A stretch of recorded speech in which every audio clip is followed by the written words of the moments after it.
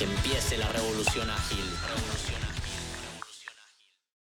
Y yo creo que hay como un montón de desafíos en la comunicación colaborativa. Y lo que quiero preguntarte aquí es como cuáles son esos desafíos que tenemos. No sé si la pregunta es en los equipos ágiles o en general como personas, pero si nos cuentas un poquito tu opinión, creo que por ahí lo entendemos mejor también. Me encanta esa distinción porque sí, creo que la comunicación colaborativa aplica a nuestra manera de vincularnos en general y en particular a los equipos ágiles, ¿no? Eh, yo creo que las dificultades en general o la dificultad esencial es las conversaciones que no sabemos tener. Hay conversaciones, cosas que necesitamos decirnos, que nos pasan, que no tenemos, no sé si las herramientas o el hábito o la cultura, no sé bien qué nombrecito ponerle a eso, donde no decimos lo que tenemos que decir. Tenemos dos conversaciones en paralela. La conversa interna, donde yo opino y digo un montón de cosas, y la conversa externa, donde yo explicito. Y en un montón de oportunidades, esas dos no son concordantes. Entonces, lo que pasa es que para mí empieza a haber una disociación entre lo que me pasa internamente, la manera que interactúo con las otras personas, y eso empieza como a generar fragmentación por todos lados. Entonces lo que empieza a pasar es que yo tengo cierta emocionalidad, tengo ciertas expectativas cada vez más grandes y cada vez más diferentes a lo que explicito y expreso para afuera. Y eso empieza a generar un montón de fragmentación. Entonces, lo que viene a proponer la comunicación colaborativa es alinear esas dos conversaciones, alinear un poco más la conversación que yo tengo internamente con la conversación que tengo con las demás personas y así poder articular de una manera mucho más honesta la manera de interactuar y desde ese lugar habilitar mucho más la colaboración. Me gusta ese concepto de la conversación interna y la conversación externa. Yo creo que constantemente estamos teniendo conversaciones internas y externas. En este momento, teniendo conversación contigo, mientras te escucho, seguramente estoy pensando de frente la siguiente pregunta o estoy pensando la respuesta.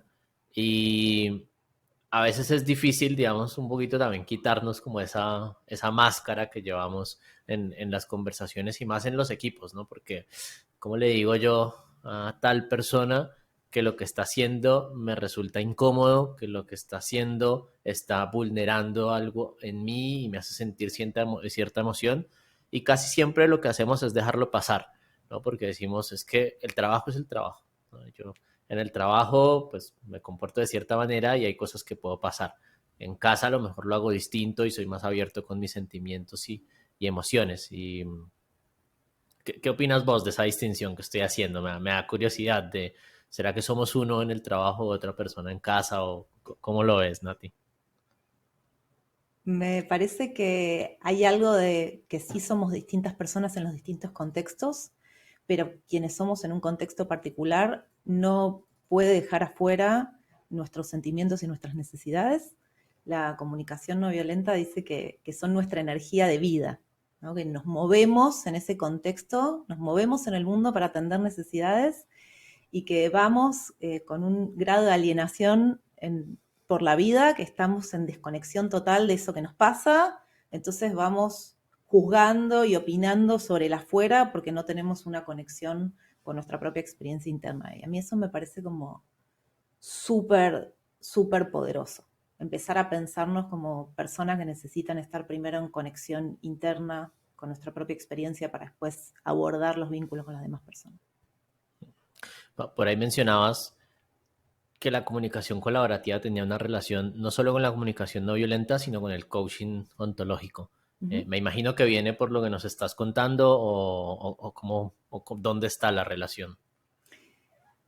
La relación está en que para mí tienen muchas cosas en común. Por ejemplo, la comunicación no violenta habla del observar sin evaluar y el coaching ontológico habla de las opiniones y las observaciones. Entonces, hay algo ahí donde hay algunas explicaciones que trae el coaching ontológico que yo uso para darle soporte a las explicaciones de la comunicación no violenta que tal vez no vienen directamente de ese marco, o tal vez algunas cuestiones que tienen que ver con feedback, por ejemplo, que tomo de la indagación apreciativa, que tal vez la comunicación no violenta no habla necesariamente de feedback, habla de formas de expresar lo que nos pasa, y ahí hago un merge entre la comunicación no violenta, el coaching ontológico y la indagación apreciativa. Aprovecho y te pregunto, ¿qué desafíos hay para los equipos ágiles en comunicación, Nati? Me encanta la pregunta. Yo había arrancado a contarte esto de la idea de que hay conversaciones que no tenemos. Y creo que el desafío particular para los equipos ágiles y en general para las personas es tener esas conversaciones.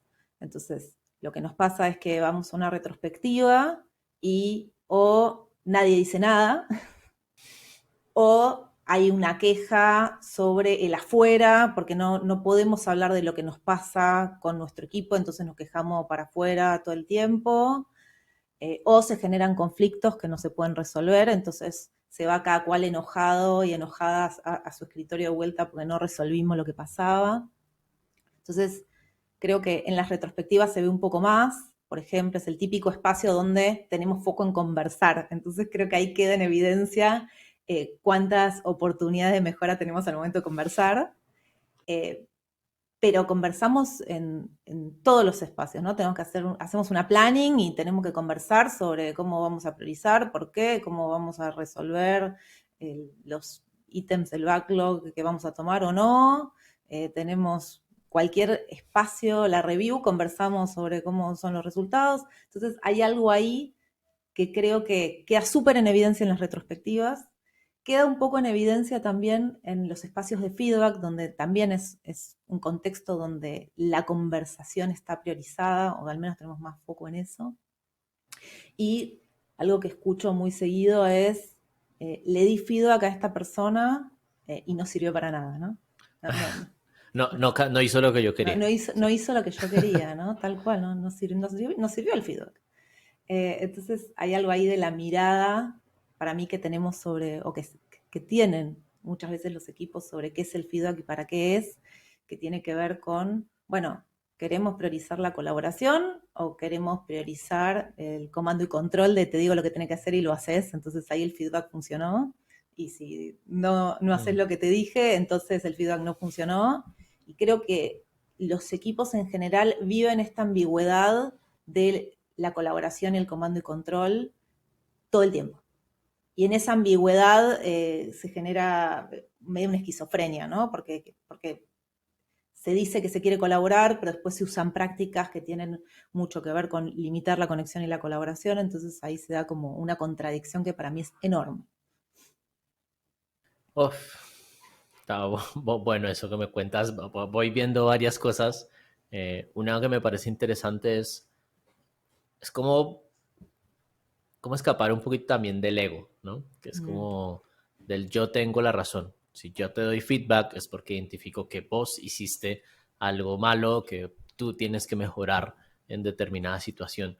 Y bueno, a mí también me gusta estudiar un poco sobre comunicación, soy cercano a Nati y creo que el buen feedback tiene, digamos, esa característica de que no puede ser solamente de ida, sino que tiene que ser además de ida y vuelta, ¿no?